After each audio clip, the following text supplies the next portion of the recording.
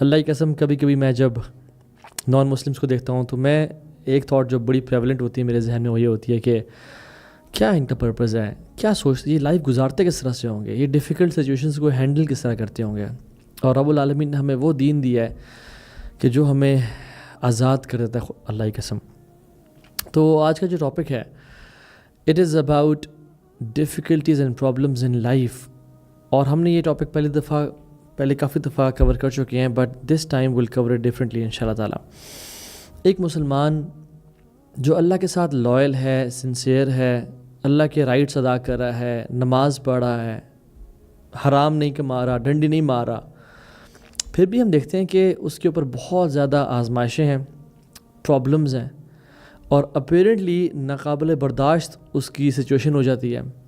وہ کسی ڈیپ غم میں ہے، یا وہ قرضے میں چلا جاتا ہے، یا اس کے کسی قریبی کی اولاد کی یا وائف کی ڈیتھ ہو جاتی ہے، یا اس کی ہیلتھ، اس کو کینسر ڈائگنوز ہو جاتا ہے، یا بلڈ پریشر، شوگر، یا ہارٹ سٹروک ہو جاتا ہے اس کو، یا اس کی شادی نہیں ہو رہی.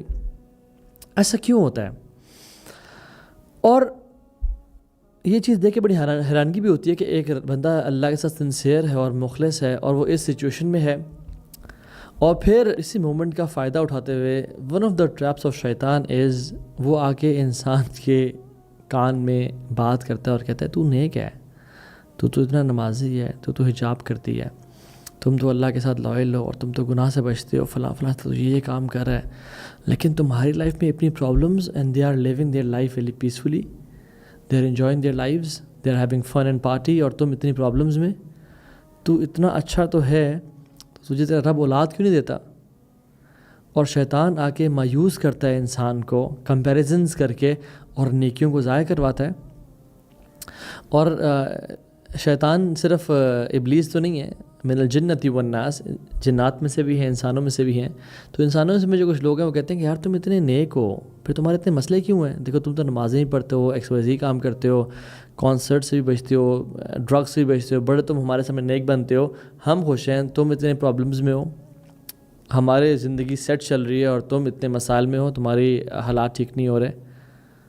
اور اس کے اوپر ایک اور چیز بھی یہ کہ ہمارا جو رب ہے نا وہ بہت زیادہ رحیم ہے، ودود ہے، محبت کرنے والا ہے. تو جب میں ایک عام انسان اور بڑا ایک کمزور انسان ہوتے ہوئے کسی بیمار شخص کو دیکھتا ہوں کہ وہ سالوں سے بیمار ہے، تو مجھے ترس آ جاتا ہے کہ میرے پاس اگر میرے ہاتھ میں اگر شفا ہونا تو میں اس کو ابھی دے دوں. تو اللہ تو بلینز اینڈ ٹریلینز ٹائم انسان سے محبت کرتا ہے، لیکن پھر وہ کیوں نہیں شفا دے رہا اس کو؟ یہ بہت ساری تھاٹس جو انسان کے ذہن میں چل رہی ہوتی ہیں. اور میں سمجھتا ہوں کہ ہم اگر اس لیکچر کو غور سے سن لینا تو ہمارے جو سارے غم ہیں نا وہ لذت میں بدل جائیں گے، اور ایسی لذت ملے گی ہمیں جو کہ یقین جانے بادشاہوں کو اور پرنس کو اپنے محلات میں نہیں ملتی. تو پہلی بات تو جان لیں، اور ہم کچھ پوائنٹس انشاءاللہ آپ کے سامنے ذکر کریں گے. پہلی بات تو یہ ہے کہ یہ بات جان لیں کہ اللہ سبحانہ وتعالیٰ انسان کو دھوکہ نہیں دیتے. اللہ سبحانہ وتعالیٰ یہ نہیں کہتے کہ لائف تمہارے لیے امیزنگ ہو جائے گی اگر تم دین پہ چلو گے، تو لائف تمہارے لیے it will be bed of roses, it will be pomp and ceremony, it will be good, تم میں تو پرابلمز آئیں گی نہیں اور اسموتھ حال. اللہ از ویری کلیئر جل وعلا. اللہ تعالیٰ کہتے ہیں کہ ہم تمہیں آزمائشیں دیں گے، ہم تمہیں پرابلمز دیں گے. اور اللہ نے کلیئرلی کہہ دیا کہ یہ دنیا جو ہے یہ ایگزام سینٹر ہے، تم ایگزامینیشن ہال میں ہو. It is the house of and home of problems. اور سب سے زیادہ جو آزمائشیں ہیں وہ اللہ کے سب سے محبوب بندوں پہ آئیں، پروفٹس پہ. اللہ کے نبی صلی اللہ علیہ وسلم کی شادی شدہ بیٹیوں کی ڈیتھ ہو گئی، دودھ پیتے بچے ابراہیم ان کی ڈیتھ ہو گئی. آپ کا ایک پسینہ اس ساری دنیا سے زیادہ قیمتی ہے، لیکن آپ کے پسینہ نہیں، آپ کا خون بہا اور آپ کے دانت شہید ہوئے. اور نبوت کے مشن کے بڑے ہی شروع میں جس کی بیوی خدیجہ جیسی ہو اور وہ چلی جس دنیا سے، کیا بنتا ہے؟ جس کو اس کے اپنے لوگوں نے، جس نے کبھی کوئی غلط کام نہ کیا ہو، اس کے اپنے لوگ ہی گالیاں دیں اور ساحر، جادوگر اور دیوانہ اور نعوذ باللہ شاعر اور پاگل کہنا شروع کر دیں اس کیریکٹر والے انسان کو، اور کیا نکل جائے یہاں سے، سارے مل کے پلاٹنگ اور پلاننگ کریں. ہمارے خلاف تو ایک دو بندے بات کریں ہمیں بے چین ہو جاتے ہیں، ہمیں نیند نہیں آتی، اور اللہ کے نبی صلی اللہ علیہ وسلم پوری زندگی داستان سے بھری ہوئی ہے، کس طرح سے اشد بلاء عن الانبیاء، سب سے زیادہ مصیبتیں انبیاء پہ آئیں، اور اس کی بہت ڈیٹیلز ہیں کہ کس طرح سے، کیونکہ تبارک الذی بیدہ الملک وہو علی کل شیء قدیر الذی خلق الموت والحیاۃ لیبلوکم ایکم احسن عملا۔ اللہ سبحانہ وتعالیٰ بڑے کلیئرلی ہم بتا دیتے ہیں کہ بڑی بابرکت ہے وہ ذات جس کے ہاتھ میں ڈومینین ہے، مائٹ ہے اور پاور ہے، اور آگے جا کے فرماتے ہیں کہ ہم نے تمہیں کیوں پیدا کیا، ہم نے زندگی اور موت کو کیوں ایگزسٹنس دی، یہ دنیا کیوں کریٹ کی، لیبلوکم، تاکہ ہم ٹیسٹ کریں کہ تم میں سے احسن عمل کون کرتا ہے، تم میں سے ہمارے ساتھ لائل کون رہتا ہے، تم میں سے ہمارے جو کلیمٹیز اور پرابلمز آتی ہیں اس پہ رسپانس کون کیسے دیتا ہے۔ اور سورہ انسان میں بھی هل اتى على الانسان حين من الدهر لم يكن شيئا مذكورا، کہ انسان پہ ایسا ٹائم نہیں آیا کہ وہ اس کا ذکر نہیں تھا اس دنیا میں، اس کی ایگزسٹنس ہی نہیں تھی۔ انا جعلنا الانسان من نطفة امشاج نبتلیہ فجعلناه سمیعا بصیرا، ہم نے انسان کو پیدا کیا نطفے سے، کیوں؟ نبتلیہ، ہم اس کو آزمائیں گے۔ یہ دنیا دار البلا ہے، یہ دنیا ایگزام کا ہال ہے، ہم ایگزام کے اندر ہیں اس ٹائم، تو this life was meant to be difficult. تو اپنی ایکسپیکٹیشنز ذرا صحیح سیٹ کر لیں کہ اس دنیا میں آزمائشیں آئیں گی، مصیبتیں آئیں گی، this is the life of difficulty and آخرہ is a life of ease. یہ دنیا مشکلوں کی جگہ ہے اور آخرت آسانیوں کی جگہ ہے، بٹ جو شخص اس دنیا کو آسانی کی جگہ بنانا چاہتا ہے، آسانی ان ٹرمز آف دنیاوی آسانیاں جو اپیرنٹلی سامنے آتی ہیں کہ مجھے ہر چیز مل جائے جو میں مانگتا ہوں، اور میں عیاشی بھی کروں اور گناہ بھی کروں اور شراب بھی پیوں اور زنا بھی کروں، تو اس کے لیے آخرت کا گھر پھر آسان نہیں ہوگا، یا یہ آسان ہوگا یا وہ آسان ہوگا، ان میں سے ایک آسان ہوگا۔ اور آسان سے مطلب میرا یہ نہیں ہے کہ ہم سکون سے اور چین سے زندگی نہ گزاریں اور ہم ڈپریشن میں مر جائیں، نہ اپیرنٹلی، حالانکہ جو اسلام ہے وہ انسان کو بہترین آزادی اور بہترین اس کی لائف کو آسان کر دیتا ہے۔ قرآن میں کون جگہ آتا ہے وَلَنَبْلُوَنَّكُمْ حَتَّى نَعْلَمَ الْمُجَاهِدِينَ مِنْكُمْ وَالصَّابِرِينَ وَنَبْلُوَ أَخْبَارَكُمْ، ہم تمہیں آزمائیں گے، کیوں؟ تاکہ ہم جان لیں تم سے مجاہدین کون اور صبر کرنے والا کون ہے۔ وَنَبْلُوَ أَخْبَارَكُمْ، اور تمہارا کنڈکٹ کو ریویل کر دیں گے، and we'll reveal how you conduct yourselves, تم کس طرح سے بیہیو کرتے ہو۔ وَنَبْلُوَ أَخْبَارَكُمْ، ہم جاننا چاہتے ہیں how do you react to the situations we present you, تم کس طرح سے عمل کرتے ہو، سب کچھ چھوڑ جاتے ہو کہ یہ کیا، میں تو 3 عرصے سے نمازیں پڑھ رہا ہوں، صدقہ دینے والا ہوں، پھر میری شادی کیوں نہیں ہو، پھر میری اولاد کی ڈیتھ کیوں ہو گئی، پھر میری دعائیں قبول کیوں نہیں ہو رہی؟ نہیں، پہلی بات تو جان لیں this world is design to test us, پہلی چیز۔ دوسری چیز، ہم پہ آزمائشیں کیوں آتی ہیں، پریشانیاں کیوں آتی ہیں، اللہ کی قسم اگر ہمارے پہ آزمائشیں نہ آئیں نا، ہم سب فرعون بن جائیں۔ اللہ تعالیٰ بتانا چاہتے ہیں کہ بات سنو، میں رب ہوں اور تم بندے ہو، I am the creator and you are the creation.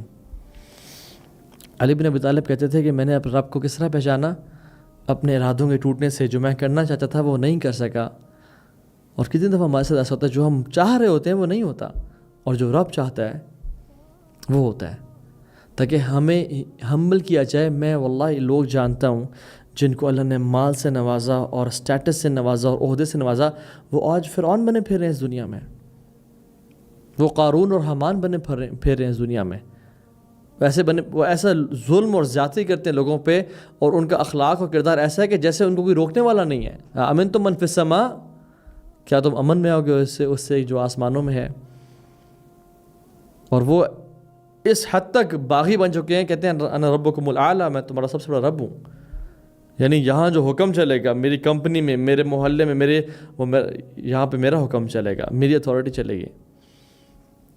اللہ کی محبت ہے ہمارے ساتھ کہ وہ ہمیں بچاتا ہے تکبر سے، وہ ہمیں ہمبل کرتا ہے، وہ ہمیں احساس دلاتا ہے کہ ہم کریشن ہے اور وہ کریٹر ہے، ہم تاکہ باغی نہ بن جائیں۔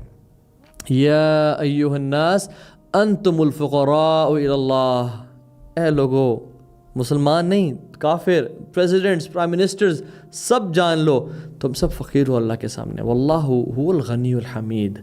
اللہ رب العالمین بے نیاز ہے اور بہت ہی حمد والا ہے، بہت تعریفوں والا ہے. تو غنی ذات صرف رب العالمین کی ہے. ہم غنی نہیں ہیں، ہم ڈپینڈنٹ ہیں اللہ تعالیٰ پہ، ٹائم اینڈ اسپیس پہ، اللہ کی تقدیر پہ، ہم ہر چیز پہ ڈپینڈنٹ ہیں. جب انسان سمجھنا شروع ہو جائے نا کہ میں جو چاہوں کر سکتا ہوں اور مجھے کوئی روکنے والا نہیں ہے، تو اللہ تعالیٰ کی پکڑ آتی ہے کہ نہیں. اور کیوں؟ اس کی محبت کی وجہ سے، تاکہ تو تکبر کر کے جہنم میں نہ چلا جائے. میں چاہتا ہوں میرے بندے تو میرے جنتوں میں آ جائے. میں چاہتا ہوں کہ تو اس دنیا کو لیو تکبر کے ساتھ نہ کرے اور ہیوملٹی کے ساتھ کرے. میں کتنے لوگوں کو جانتا ہوں، آپ بھی جانتے ہوں گے، کہ جو پہلے گناہوں کی زندگی میں تھے، شراب ہے، گناہوں کے سینز فل آف، اور ایون ظلم اور زیادتیاں لوگوں پہ، ایون ساس کا بہو پہ، بہو کا ساس پہ، ایکس وائی زی.